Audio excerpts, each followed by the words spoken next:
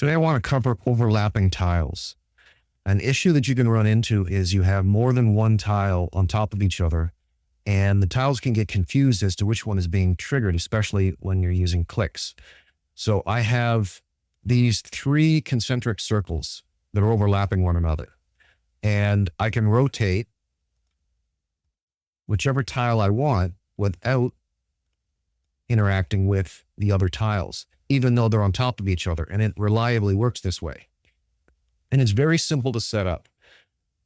So we have our three tiles, as you can see, they're highlighting, and I'll make this a little more clear here. I'll change the background color so things stand out a bit more.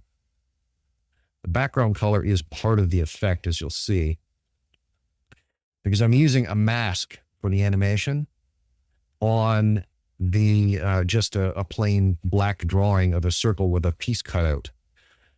The masking is being done by my sequencer mega macro. And so what this allows you to do is to cut a hole or in some way shape an animation that normally isn't shaped. These animations are just rings. But by masking it onto something that isn't a complete circle, I can have this moving hole through this animation, or at least it looks that way. And the reason why I had the background set to black is so that you can't see the masking graphic that I was using, which is just a black ring with a piece cut out of it. So that's the fancy trick there. And that's what that little tile there is just the macro placing the three animations on the three rings. So that's all that is. It has nothing to do with the setup for the overlapping rings. But as you can see, they're overlapping on each other, and each one is exactly the same thing. It's just the graphic for the ring with the piece cut out of it. So you only need two things to make this work. Now, you might think what you want to use is trigger using image instead of border, which basically it ignores the cutouts of your picture and only pays attention to that. And that sort of works. And I mean, that's what it's intended for, but it's not entirely reliable, especially if you've got fairly complex graphics with like frilly edges and stuff like that, or lots of holes in it, things like that. It gets unreliable. This way is completely reliable. So what you do is under position, you have sort.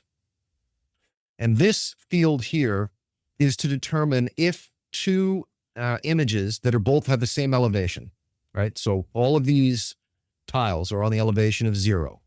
If you have two tiles, they're on the same elevation, which one appears on top of the other?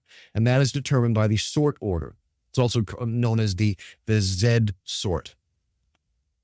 And so the lower the number, the lower on the stack you are. So higher numbers will cover lower numbers. So for the outer ring, which covers the entire area, we give it a sort of 1. Then for the middle ring, we give it a sort of 2. And then for the inner ring, we give it a sort of 3. And, you know, however many overlapping tiles you have, you just keep adding more sort numbers, stacking them up. And then the only other thing you need to do is under your actions, for any trigger that you have, the very first instruction you put in is stop additional tiles triggering.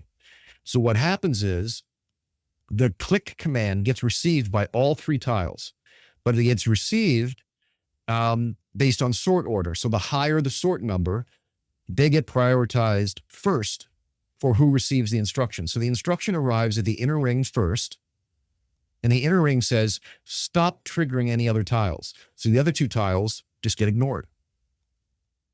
And then you perform whatever your operation is. In this particular case, it's a rotation, and then a right click, it rotates the other way.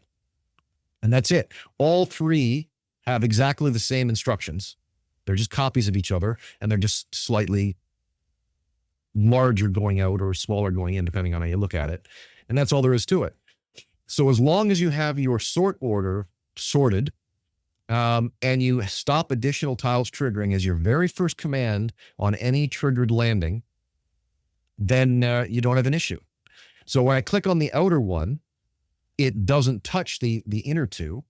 If I'm out here, if I click on this one, it takes priority and ignores the one below it and it doesn't touch the one inside. And then if I click on the one inside, it takes priority because it has the highest sort number. And it says ignore all other tiles that could be triggered by this. So very simple to set up, very straightforward, but it allows you to have any number of overlapping tiles and only interact with the one that you want to interact with. Hope you found this helpful. Have a good one.